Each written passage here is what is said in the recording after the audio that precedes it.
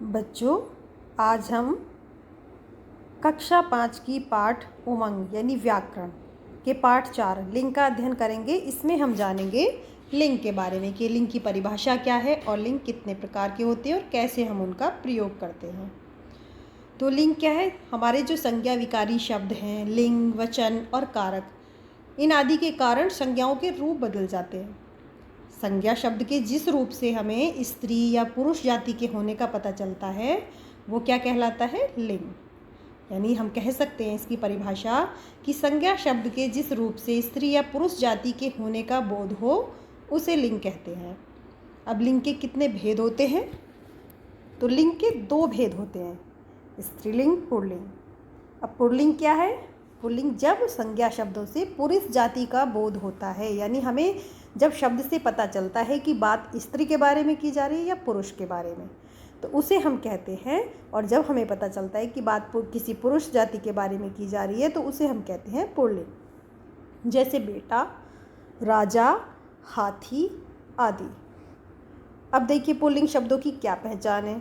जैसे दिन और महीनों के नाम, सोमवार, मंगलवार, बुधवार, तो हम कैसे बोलते हैं कि आज कौन सा दिन है? सोमवार। ऐसे नहीं बोलते ना कि कौन सी दिन है ना। तो हम क्या बोलते हैं कि आज कौन सा दिन है? सोमवार। आज कौन सा दिन है? मंगलवार। तो उससे हमें पता चलता है कि ये पुल्लिंग में आते हैं। ऐसे ही महीनों के नाम, वैशाख, जनवरी, फरवरी। ग्रहों के नाम, सूर्य, चंद्र, मंगल, ये भी हमारे किस में आते हैं? पुल्लिंग में। पृथ्वी पर थोड़ा सा अपवाद है, यानी कि पृथ्वी को लेकर लोगों में कि ये स्त्रीलिंग में है या पुल्लिंग में, जबकि पृथ्वी को स्त्रीलिंग में ही माना जाता है। पर्वतों के नाम, जैसे हिमालय, विंध्याचल, सतपुड़ा, ये हमारे सारे किस में आते हैं? पुल्लिंग में। सागर और महाद्वीपों के नाम, अरब सागर, हिंद सागर, लक्षद्वीप, अंडमान निकोबार द्वीप समूह। देशों के नाम, भारत, पाकिस्तान, अमेरिका। धातुओं के नाम, सोना, लोहा, तांबा और चांदी। चांदी पर भी थोड़ा सा अपवाद है, जबकि वैसे चांदी भी हमारा स्त्रीलिंग में ही आता है। जैसे हम बोल देते हैं ना कि मैंने चांदी की पायल खरीदी, हम ऐसे तो नहीं बोलते ना कि मैंने चांदी का पायल खरीदा, तो हमारा ये किस में आएगा? स्त्रीलिंग में। रत्नों के नाम, हीरा, मोती, मूंगा, ये सब हमारे पुल्लिंग में आते हैं। फलों के नाम, आम, जामुन, सेब आदि, ये शब्द भी हमारे किस में आते हैं? पुल्लिंग में। अब हम देखते हैं स्त्रीलिंग। स्त्रीलिंग क्या है? जिन शब्दों से स्त्री जाति के होने का बोध होता है उन्हें हम कहते हैं स्त्रीलिंग। तो इसमें क्या क्या आता है? जैसे बेटी, रानी, हथनी।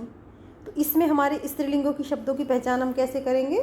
जैसे नदियों के नाम हमारे किस में आएंगे? स्त्रीलिंग में। भाषाओं के नाम, हमारी जितनी तिथि हैं उनके नाम, पुस्तकों के नाम, लिपियों के नाम, जैसे गंगा, यमुना, कावेरी, ये हमारी नदियाँ हैं। तो मैंने गंगा नदी में स्नान किया, गंगा नदी बहुत बड़ी है ना। ऐसे नहीं बोलेंगे ना हम कि गंगा नदी बहुत बड़ा है, बड़ी है, मतलब पता चल रहा है कि वो एक स्त्रीलिंग में आती है। ऐसी हमारी भाषाएं,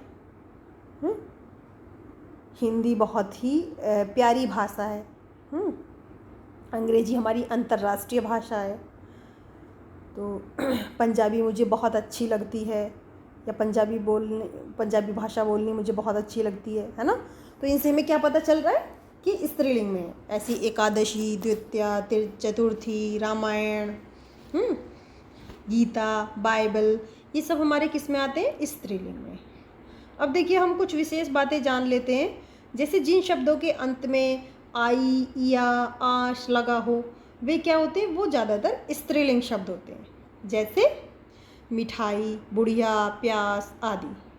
और जिन शब्दों के अंत में हट या वट लगा हो वे भी स्त्रीलिंग होते हैं। जैसे घबराहट, सजावट। और एक दूसरा लिंग पहचान का एक दूसरा ढंग यह है कि जिस शब्द का लिंग बदलना है उसका बहुवचन रूप बनाकर देख लें। तो बहुवचन के अंत में यदि ए या आ आए तो हमारा शब्द वो क्या होगा? स्त्रीलिंग होगा, पुल्लिंग नहीं होगा। तो इस तरीके से भी आप पहचान कर सकते हैं कि वो स्त्रीलिंग है क्या पुल्लिंग है। और एक तरीका कि हमें अगर पता करना है कि ये शब्द हमारा स्त्रीलिंग में आता है या पुल्लिंग में, हमें पता नहीं है, तो हम उसका वाक्य में प्रयोग कर सकते हैं। वाक्य में प्रयोग करने से हमें पता चल जाता है कि हमारा ये शब्द स्त्रीलिंग है या पुल्लिंग है। तो बच्चों अब देखिए नीचे यहाँ पर कुछ स्त्रीलिंग और पुल्लिंग शब्द दिए गए हैं, जिनका एक साइड पुल्लिंग है तो दूसरी साइड स्त्रीलिंग है। जैसे पिता, माता, पत्नी, पति, पत्नी, नर, मादा, राजा, रानी। तो इनको देख करके आप इनको पढ़ सकते हैं और इनके बारे में जान सकते हैं। तो बच्चों आज के लिए इतना काफ़ी। आज हमने जाना लिंग के बारे में, स्त्रीलिंग और पुल्लिंग। धन्यवाद।